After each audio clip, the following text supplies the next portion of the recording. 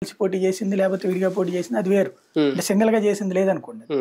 కానీ చంద్రబాబు గెలిచిన 2 సార్లు కూడా బీజేపీ పొత్తుతోనే. బీజేపీ పొత్తుతో ఒకసారి ఓడిపోయాడు కూడా 2004. కానీ మెజారిటీ గెలిచినట్టే. కాబట్టి ఆ కాన్సెప్ట్తో ఒకళ్ళకొకళ్ళకి అనుసంధానం ఉండేది.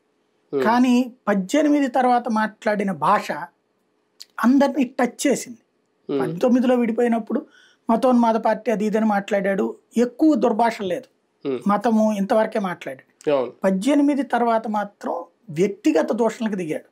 నరేంద్ర మోడీ తల్లి చెల్లి అసెంబ్లీలో ఎక్కడ పడితే అక్కడ నరేంద్ర మోడీకి నల్ల బ్యానర్లు పంపించడం, నల్ల బ్యాడ్జీలు పంపించడం, బెలూన్లు పంపించడం, మామూలుగా రచ్చ చేశారు. ఏడాది పాటు భారతీయ జనతా పార్టీని వెంటాడారు.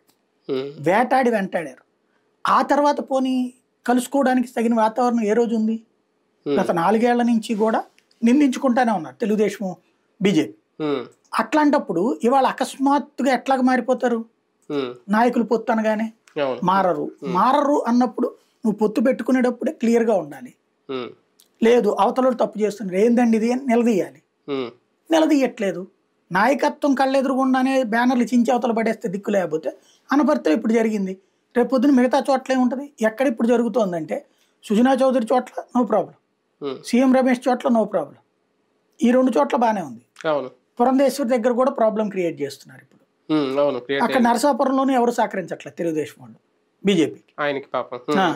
మరి ఇంకేంటి అక్కడ?